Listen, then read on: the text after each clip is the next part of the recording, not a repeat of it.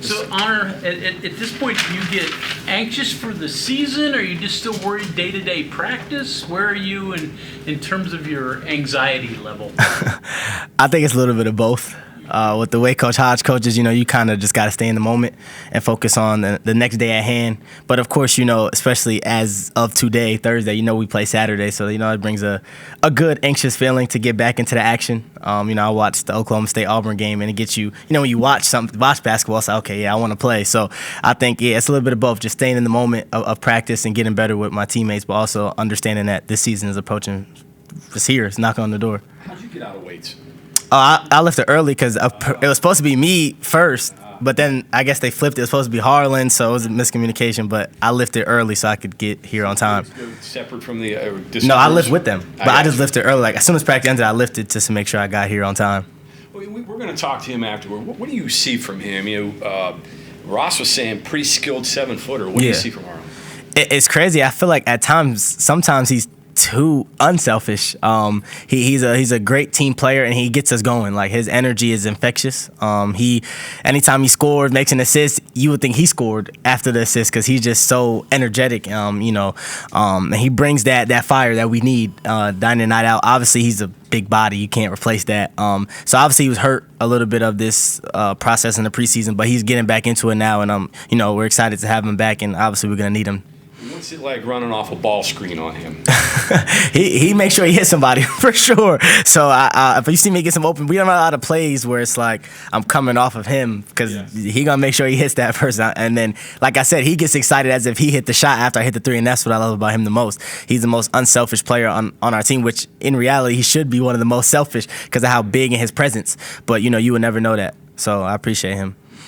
Favorite shot? Obviously, I'm sure it's a three, but off a curl, step in. What do you think you do best? What do you like best? Funny enough, I actually don't like wide open shots. Like I start to overthink it a little bit. Like why is no one here?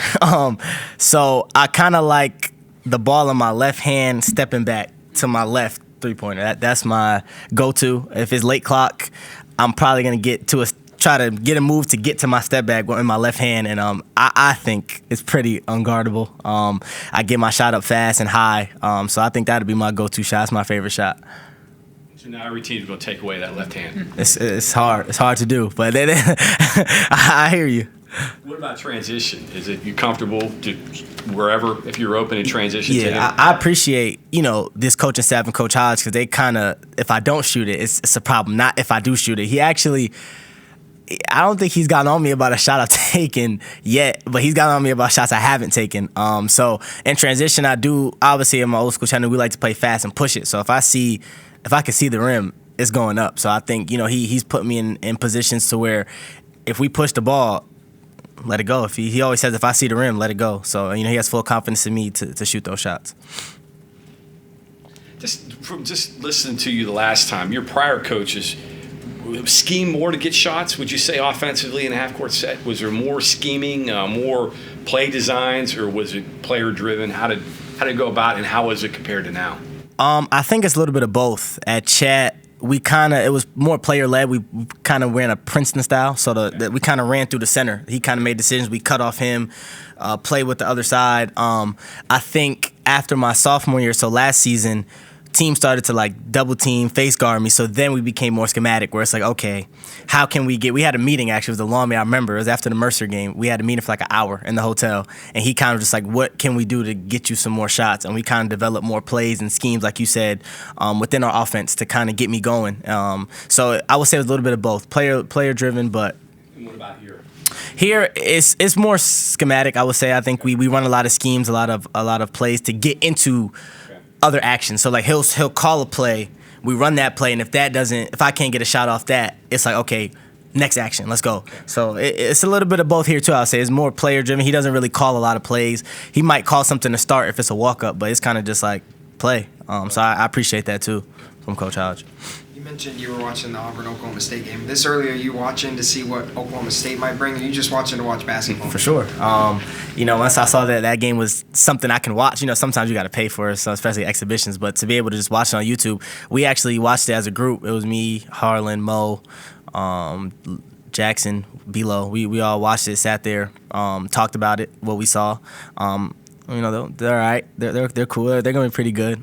So just kind of picking up on what they have and what they can bring this season. Obviously, do we play them twice? Does anybody know that? Well, we got to play them. So definitely watching to see what they bring. Big 12 poll came out. You guys talk amongst yourself about it, or just go about your business? I didn't even know it came out. It did. Oh, I didn't know. What were we picked? Answered at 11. Oof, that's fine. I mean, we figured that. I mean, we talked about that as a group. But I mean, Coach Hodge has that personality where he's always been. I think I saw something where he's always been picked lower than he finished in his head coaching career. So we're not worried about that. We'll prove a lot of people wrong. I can guarantee that. If you can just kind of divulge a little bit here, when you're in transition on this offense, it seems like it'd be pretty fun, maybe dangerous. I don't know, but like Chance and Brendan are big guys who can really run the floor. Yeah. You and Trayson can space it. I'm assuming Jasper knows what to do, but Yeah. you're smiling. I'm guessing you've seen some of this too. Like, what is it like when you got those parts on the floor, big guys who can run, shooters who can space, and all of a sudden that half court becomes just much bigger? It's difficult for the defense, and trust me, I've been on both sides already in this practice, and the times we've practiced.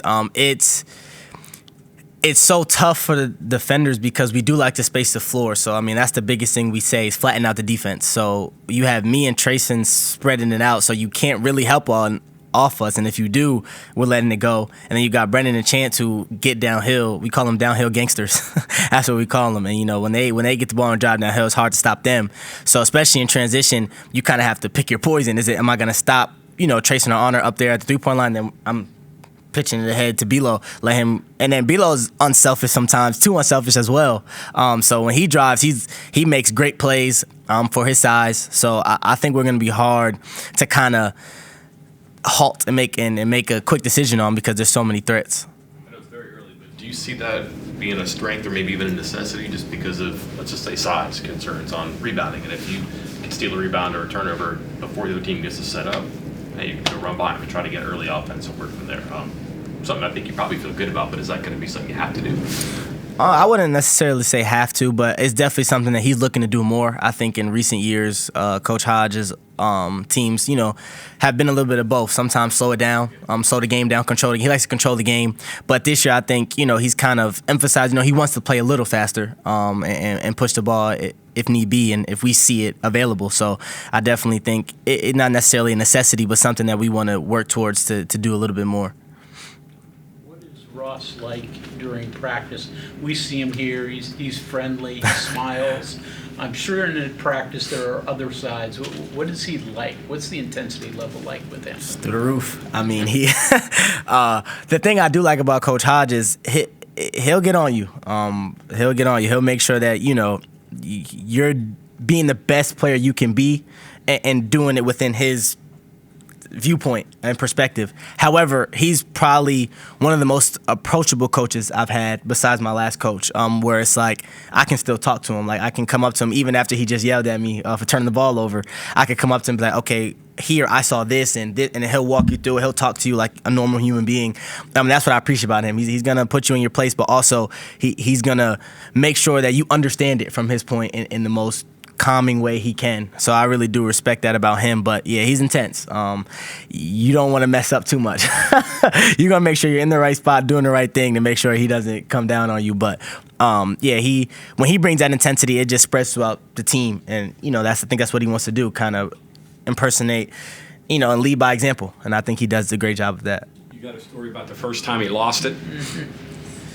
About anybody or just me? Well, anybody, yeah. First time you guys, or was there not anything that really jumps out? We were scrimmaging the TBT team, and we had like 5 turnovers back to back. They picked up full court, and we hadn't really seen that up to that point because we've just been playing each other. So they hard head. So I threw one away. I think Trayson had like 2 turnovers back to back. Jasper threw the ball away. He caught timeout and lost it. I think he almost broke the clipboard. He lost it. He was yelling at us, Trayson's face, yelling at me in my face. Jasper, come on, dude. But nah, he's funny. He's funny. But again, it's funny because after that, he'll just calm down and he'll be like, okay, now I want you to do this. Is it like he doesn't keep it? And that's what I like about him. He keeps the main thing. But yeah, TVT, that's probably the worst I've seen it up to this point. He was livid. That's pretty intense for a scrimmage against the TBT Oh yeah, guy. no, he even against each other. Today he got on me. We had to run the 22. I turned the ball over, but I've never seen nothing like TBT though. Like today was, yeah, I take it. Like you got to listen to what he's saying, not how he's saying it. TBT, I was listening to how he's saying it. he was on hot, but nah, yeah, he takes everything seriously. Practice. He always says, don't take anything for granted. If you're practicing, if you're scrimmaging, always go 100%. He's gonna coach 100%. That's why I said it's infectious to the team. Is there a punishment drill if you do something wrong? Bob Huggins used to have the treadmill. When you guys mess up, does he have a punishment that you guys got to do? Run. We just something? run. Just I think was it Monday? I think Monday I ran like 4.9 miles or something like that. It was ridiculous. Like, but it was kind of that practice where it's like, if you don't do it right, as he said, on the line. So like, if I drop my hands for 1 second, on the line. So we ran a lot Monday. That was one of the hardest practices I've ever had in my life. On the line, word you don't want to hear. Don't want to hear it. If he says 22, don't want to hear it. Don't want to hear it at all.